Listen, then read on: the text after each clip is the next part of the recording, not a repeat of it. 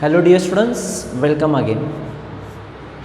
आज आपण हा जो काय नवीन लेसन सुरू करायचा आहे तो व्हेरिएशन. ओके, याच्या आधी आपण किंवा याच्या प्रिव्हियस जो होता question lesson number 6 that is factorisation of algebraic expression तो कंप्लीट केलेला. ओके, खूप सो तुम्ही त्याचे सगळे एक्झाम्पल जे काही एक्स्ट्रा एक्झाम्पल दिले असतील होमवर्कला तो कंप्लीट केला असेल. ओके, आजचा जो काय टॉपिक आहे तो एकदम सिम्पल आहे. ओके, जो आपल्या डेली लाईफमध्ये आपल्याला युजफुल आहे.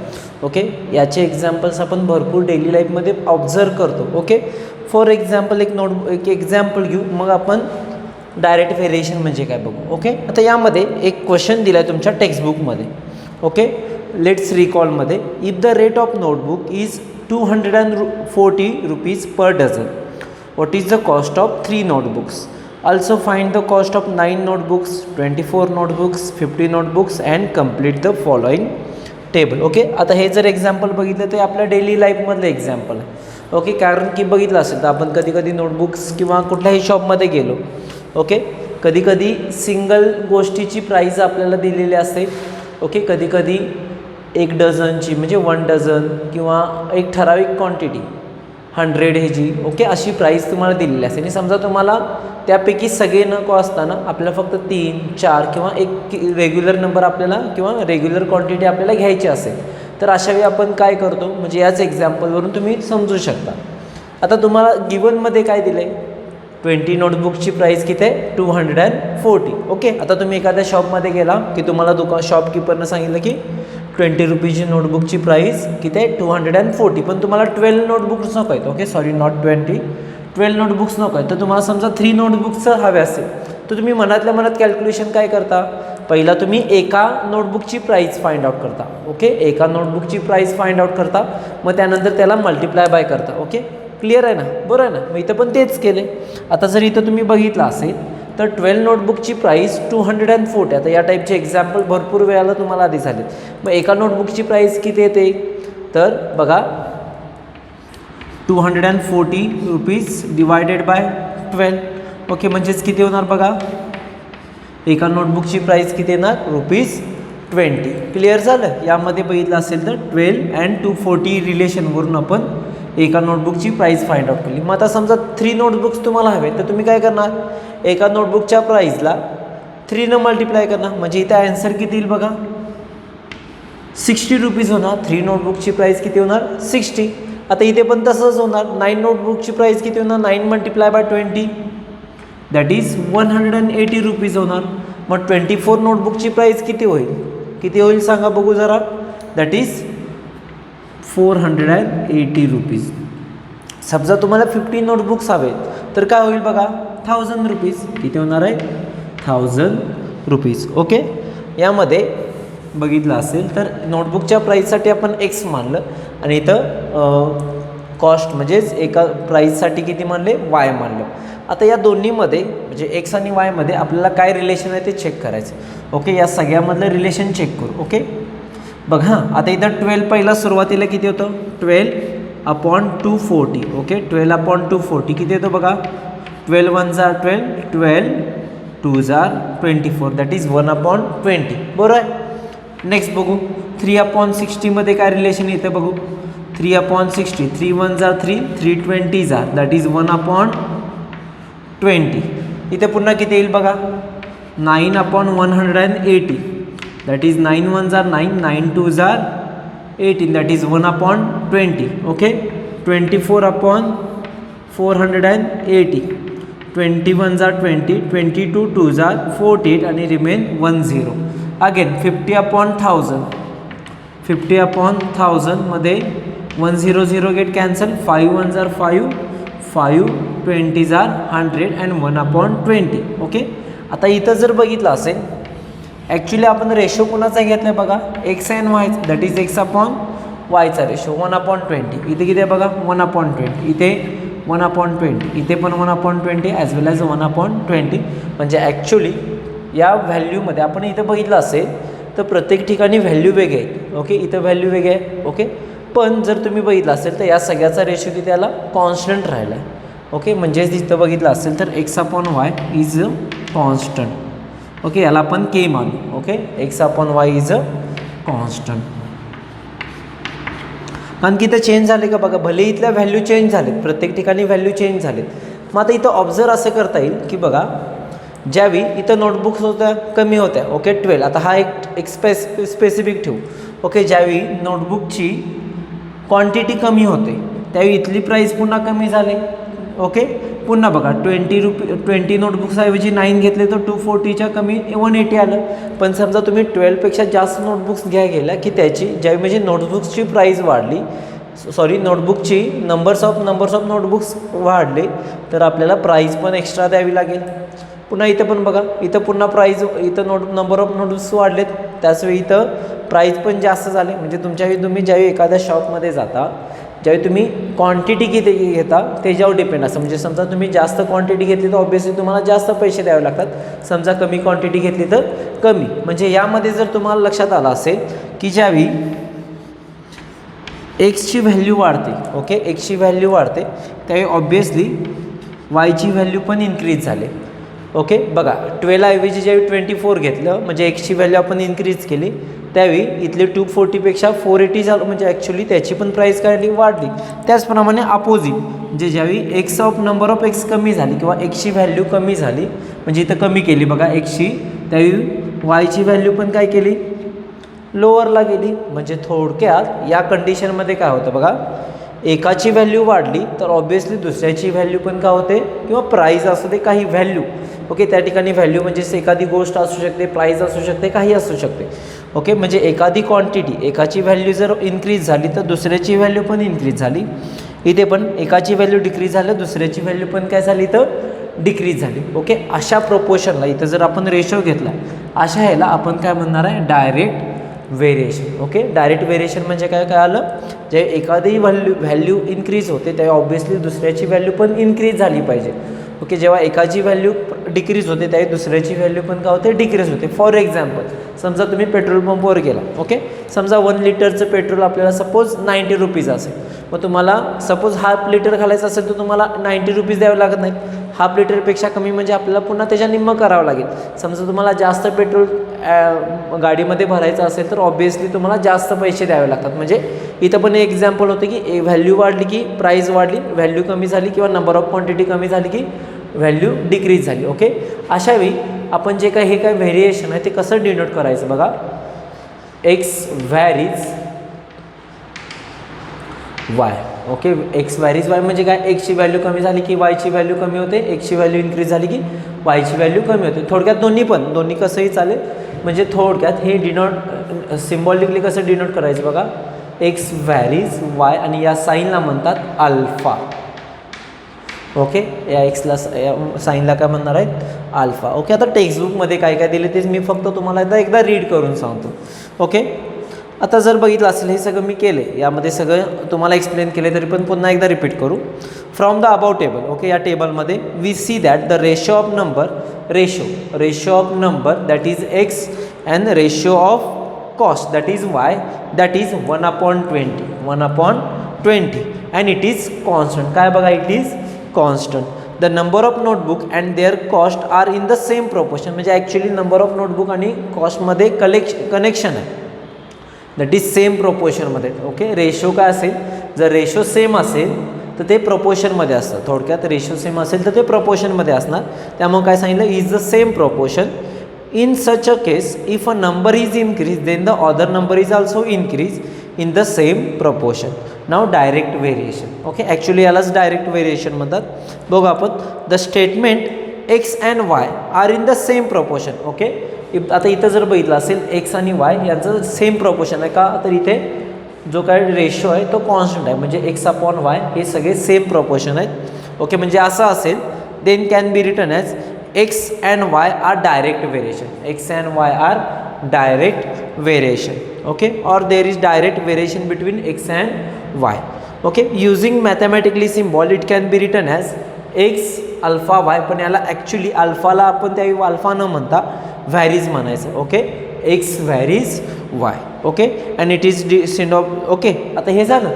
आता यामध्ये इथं थोडक्यात बघा, एक्स अपॉन वायची व्हॅल्यू कॉन्स्टंट राहिले, एक्स अपॉन वायची व्हॅल्यू काय राहिली तर कॉन्स्टंट राहिले. आता वाय डिनॉमिनेटरमध्ये इकडे आल्यानंतर काय म्हणणार, मल्टिप्लिकेशन. और हे कसं लिहितात बघा, और that is x is equal to y k और के वाय. ओके, बघा तिथं दिले.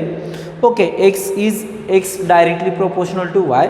Okay, it is return from the equation that is x is equal to y k किंवा k y where k is constant. केला काय म्हणणार आहे आपल्याला, केची व्हॅल्यू काय असणार आहे, इथे कॉन्स्टंट आहे बघा, केची value constant. Okay, so let's see. Observe the how the following statements are written using the symbolical of variation. Okay, असे अजून काही सिम्बॉल्स आपल्याला यूज करू शकतो. फॉर एक्झाम्पल काय सांगितलं बघा, area of circle is directly proportional to. Area of सर्कलसाठी काय आपण यूज करू शकतो, capital A. Area is directly proportional to. Okay, याचं सिम्बॉल डायरेक्टली प्रोपोर्शन म्हणजे ॲक्च्युली या सिम्बॉलला डायरेक्टली प्रोपोर्शन म्हणत नाहीत. X varies directly y. Okay, next C. Area of the circle is directly proportional to the square of radius. Square of radius that is r square. Okay, कारण की जर समजा area increase झाला की radius वाढते, किंवा रेडियस जर जेवढी मोठी घेणार त्याचा एरिया मोठा होणार आहे. जर समजा रेडियस लहान घेतली तर एरिया का होणार आहे, त्याचा कमी होणार आहे. Okay, so it is symbolically it is represented as x is varies directly r square. Okay, और x is directly proportional to r square और x is direct variation of r square. Okay, pressure of liquid that is small p, pressure of liquid small p varies directly. Okay, varies चा symbol directly असेल तर आपण as it is लिहिणार depth d. Okay, depth d directly लिहिले d. Okay, त्यामध्ये काही change केलं नाही त्यामुळे डायरेक्टली होणार. ओके, या सिम्बॉलला फक्त व्हॅरीज बनणार आहे. Okay, x P is directly proportional to T. Okay, let's see continue of the liquid. In this statement it is written as. Okay, हे लिहिले दाखवले बोर्ड मध्ये. Okay, let's see some more examples then you get easily understand. Okay, there are two examples. First again I repeat, if the value of x is increase then value of y is also increase. Okay, and if value of x is decrease and also value of y is also decrease, then it is called as direct variation. Okay, and the ratio of two terms is a constant. Okay, is a constant and it is denoted as capital small letter k, and that is x upon y is equal to k or x is equal to yk. Okay, give me 2 minutes. Okay, हे तुमची basic concept आहे बघा. यामध्ये जर तुम्ही बघितलं असेल, okay, एखादी व्हॅल्यू, आता अजून एक एक्झाम्पल घेऊ म्हणजे तुम्हाला लक्षात येईल. ओके, म्हणजे अजून एक क्लिअर होईल. मग नंतर ना आपण टेक्स्टबुकमधले एक्झाम्पल्स घेऊ. ओके, आपण इथे काय घेऊ, हे सगळे चेंज करू बघा.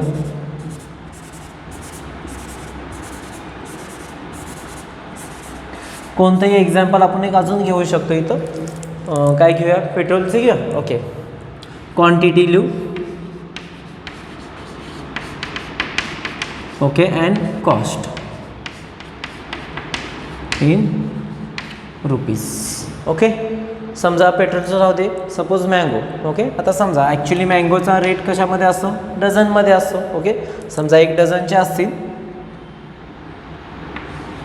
सपोज असं समजू की आपण 600 रुपीज डझन आहे, पण तुम्हाला 12 नको आहे. तुम्हाला समजा काही जणांना 4 हवे, काही जणांना जास्त हवे असतील, समजा 24 हवे असतील.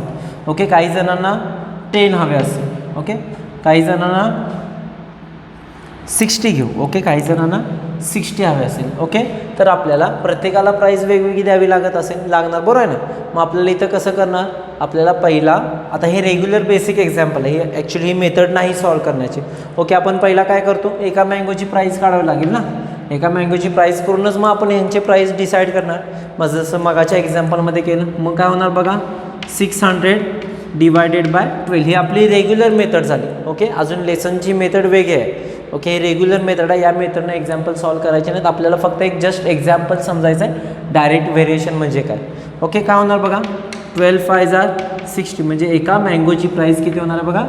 किंवा काही गोष्ट असू दे, कोणतीही क्वांटिटी घेतली तर कोणतीही तुम्ही गोष्ट घेऊ शकता, त्याची एकाची प्राईस किती होणार 50. मग मला सांगा, हे तुम्ही चार्ट कंप्लीट करू शकता का, बघू जरा, करायचा प्रयत्न करा, अदरवाईज मी लिहितो. एका व्हॅल्यू तर मिळाले, मग 4 24 10 आणि 60ची प्राईस काढून दाखवा, किंवा तुम्ही नोटबुकमध्ये किंवा रफली करा, मग आपण हे फिलअप करू. ओके, चला 1 मिनटं देतो तुम्हाला करण्यासाठी.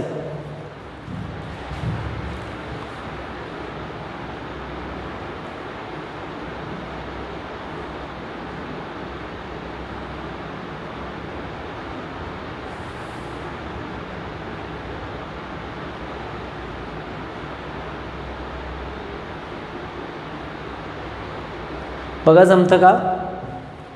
काय अवघड नाही जास्त. आपण जे या टाईपचे एक्झाम्पल भरपूर वेळा केले, फक्त हे टेबलमध्ये आपण सेपरेटली केलेत, म्हणजे वर्ड प्रॉब्लेममध्ये किंवा 6-7 स्टँडर्डला केले असतील. ओके, सो आपण काय केलं, एका व्हॅल्यू तर आहे एका गोष्टीची, म्हणजे इथं क्वांटिटी काही असू दे. ओके, कोणतीही गोष्ट असू दे. ओके, मग मला सांगा एकाची प्राईस किती होणार आहे? जर एका गोष्टीची प्राईस 50 रुपीज असेल तर ऑब्वियसली 4 थिंगची प्राईस किती येणार? या दोन्हीचं multiplication, that is 50 multiply by 4, that is equal to किती होणार आहे? 200. ओके, 24ची किती होणार बघा? 1200. ओके, 10ची प्राईस किती होणार? 500. ओके, आणि 6ची होणार बघा 6 5 30 अँड ओके दॅट इज 3000. आता या एक्झाम्पलमध्ये पण बघितलं असेल, ज्यावेळी क्वांटिटी डिक्रीज झाली, ओके 12पेक्षा डिक्रीज झाली, ऑटोमॅटिकली हा फिक्स रेट समजून चालू. ओके, एखाद्या शॉपमध्ये आपल्याला सांगितलं की बाबा 12 थिंगची प्राईस 600 आहे, मग त्या रेशोमध्ये तुम्ही काही घेऊन जावा सेम प्राईजला. ओके, सो 12ची 600 असेल तर मग ऑब्वियसली समजा इथं डिक्रीज कमी झाली, म्हणजे ऑब्वियसली व्हॅल्यू पण डिक्रीज झाली और प्राईस पण डिक्रीज झाली, म्हणजे किती आले? 200. ओके, समजा व्हॅल्यू जास्त झाली तर ऑब्वियसली याची प्राईस पुन्हा इन्क्रीज झाली, कॉस्ट वाढली. ओके, म्हणजे इथं डिक्रीज झाली तर इथली सेकंड व्हॅल्यू पण डिक्रीज झाली, म्हणजे थोडक्यात एक्सची व्हॅल्यू ज्याही इन्क्रीज झाली तर वायची value also decrease, increase. If value of x is decrease then also value of y is also decrease. पण ते कसंही नाही, यामध्ये आपल्याला जर बघितलं असेल, या सगळ्याचा रेशो जर तुम्ही बघितला असेल तर तो सेम येणार आहे. तो बघू आपण x/y बघू. ओके, x/y प्रत्येक गोष्टीचा बघू. काय होणार बघा?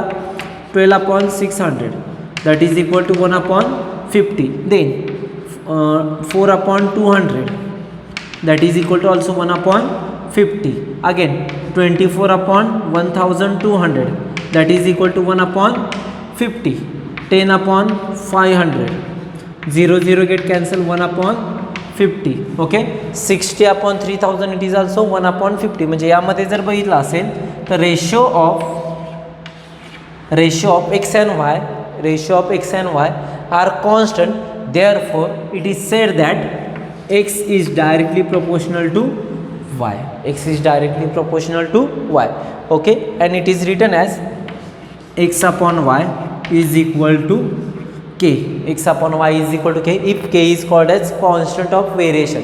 ओके, बघा प्रत्येकाचा कॉन्स्टंट व्हेरिएशन. ओके, हे व्हेरिएशन आहे. ओके, हे व्हेरिएशनमध्ये कॉन्स्टंट सेम आहे, that is called as K constant दे और x is equal to ky. x is equal to ky if k is also called as constant of variation. Okay, समजलं direct variation म्हणजे काय?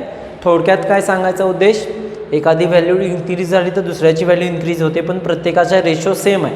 असं कुठं झाले का इथं इथं वेगळा रेशो, इथे वेगळा, तर प्रत्येकाच्या व्हॅरिएशन म्हणून त्यामुळे म्हणतात त्याला direct variation. Okay, direct variation किंवा ते रेशो प्रपोर्शनमध्ये आहे.